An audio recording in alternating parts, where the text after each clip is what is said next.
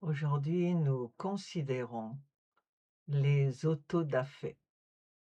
Je ne sais pas si vous êtes au courant, mais c'est une coutume qui est très très répandue. Je vous en donne des exemples récents.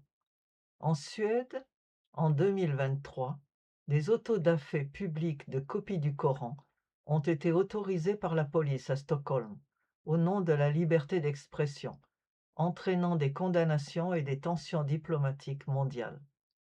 En France, en 2025, l'incendie d'un exemplaire du Coran à l'intérieur d'une mosquée à Villeurbanne a vivement été condamné comme un acte islamophobe par les autorités et les responsables religieux. Mais qu'est-ce que c'est qu'un autodafé? Autodafé, c'est la destruction d'un manuscrit ou d'un livre. Et je vous en donne maintenant l'historique. Les premiers autodafés ont eu lieu en Chine impériale, 213 ans avant Jésus-Christ. L'empereur Qin Shi Huang ordonne l'incendie des livres et l'enterrement des lettrés. Il a fait détruire les ouvrages de philosophie, notamment confuciens, pour imposer une pensée unique. Sous l'Empire romain, la destruction d'écrits touchant à la religion, à la divination ou aux pratiques issues de la science des mages n'a rien d'une réminiscence occasionnelle, comme l'atteste un petit manuel de jurisprudence de la fin du IIIe siècle après Jésus-Christ, les Sentences de Paul, selon lesquelles personne n'est autorisé à conserver chez soi des livres touchant à la pratique de la magie. Tous ceux qui seront découverts en possession d'un ouvrage quelconque de ce genre subiront le châtiment suivant. Après la confiscation de leurs biens et la destruction par le feu en public des livres en question, ils seront déportés sur une île ou, s'il s'agit d'un prévenu de plus mauvaises conditions, soumis à une exécution capitale. L'exercice d'une telle pratique est interdit, mais également sa connaissance elle-même. Sous l'Inquisition, la position initiale de l'Église affirmait que le Talmud juif contenait des écrits blasphématoires envers Jésus-Christ et sa mère Marie, des attaques contre l'Église et d'autres déclarations offensantes contre les non-juifs, ce qui a conduit les papes à organiser des autodafés publics de livres juifs.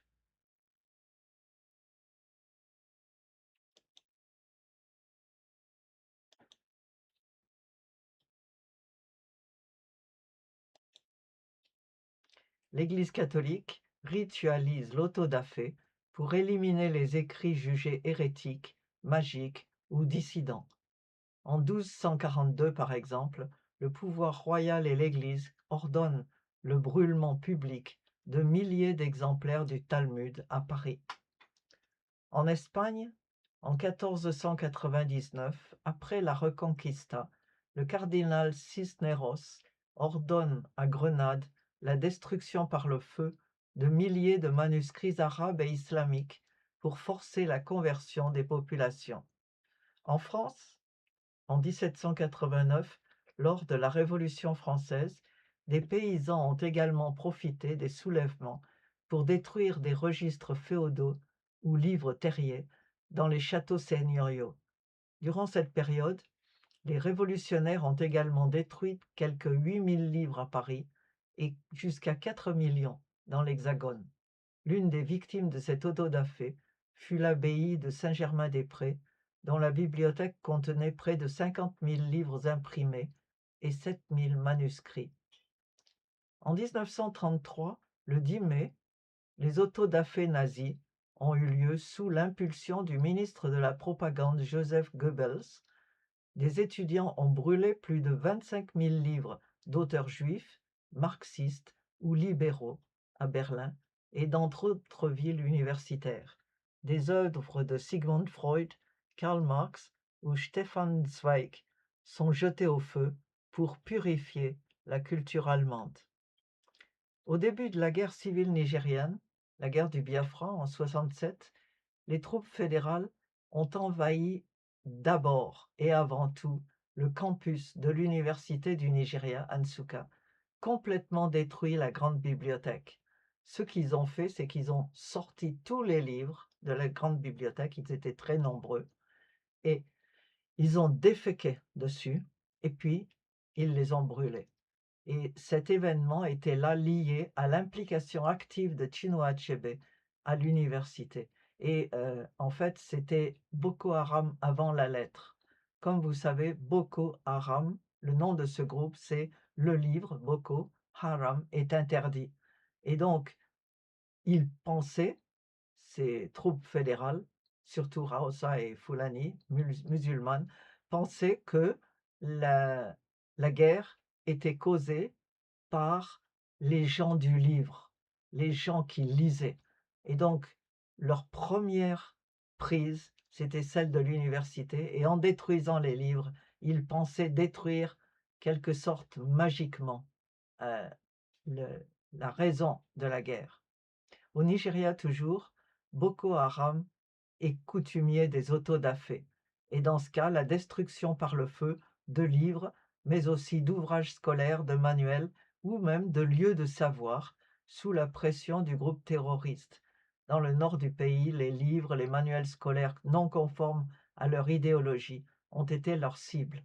Et c'est la raison également pour laquelle ils font tout pour détruire les écoles, prendre les enfants et les emmener pour faire d'eux des musulmans radicaux. Au début de 2013, à Tombouctou, les islamistes du mouvement Ansar Dine brûlaient dans la bibliothèque Ahmed Baba plus de 4000 manuscrits.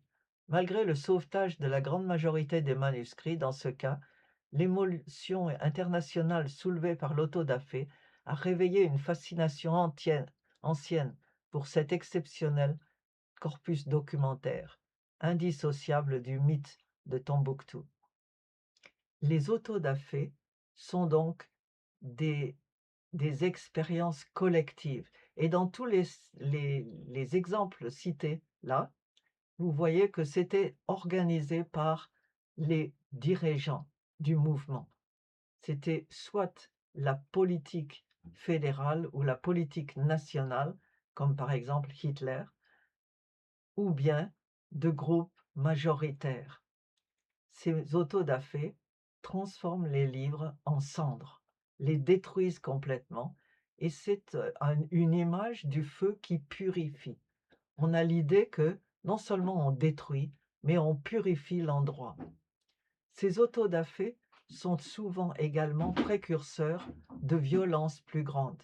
Quelques années après un incendie de livres lors de la fête nationaliste de leur Wartburg en 1817, le poète juif allemand Heinrich Heine écrira comme une prophétie: « Là où on brûle des livres, on finit par brûler des hommes. » Ces livres furent, comme des milliers d'autres, détruits 100 ans plus tard par le régime nazi.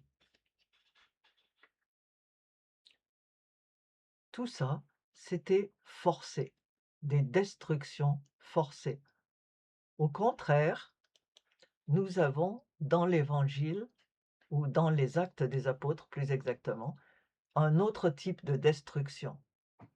Suite à la conversion au christianisme de gens qui pratiquaient la magie, quelques juifs ont été convertis.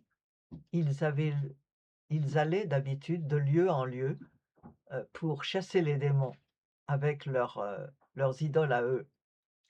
Et finalement, ils ont été convertis et beaucoup de ceux qui étaient devenus croyants venaient avouer et déclarer publiquement les pratiques de magie auxquelles ils s'étaient livrés. Et beaucoup de ceux qui avaient exercé la magie ont apporté leurs livres de sorcellerie, les ont mis en tas et les ont fait brûler aux yeux de tous. Leur valeur fut estimée à 50 000 pièces d'argent. Dans ce cas, c'est un sacrifice de livres choisi par la personne qui s'est convertie et qui veut purifier sa maison en enlevant tous les livres. Une autre raison de ces autodafés, c'est la crainte que ces livres, ces disques, cette musique, ces objets tombent dans les mains des enfants ou des petits-enfants qui seront maintenant face à une tentation de retourner à leurs idoles au lieu de continuer en tant que chrétiens. Et c'est la raison pour laquelle quelquefois les gens brûlent ce qui se passe, ce qu'ils ont. Mais il y a une grande différence parce que dans ce cas-là, ce sacrifice, cette destruction est choisie, elle est faite par celui ou celle qui était le propriétaire des objets. Alors que dans les autodafés qu'on voit d'habitude et qui sont organisés par les autorités politiques généralement, il s'agit d'une destruction forcée, d'une violence faite aux propriétaires ou aux auteurs des livres. Et il ne faut pas mélanger.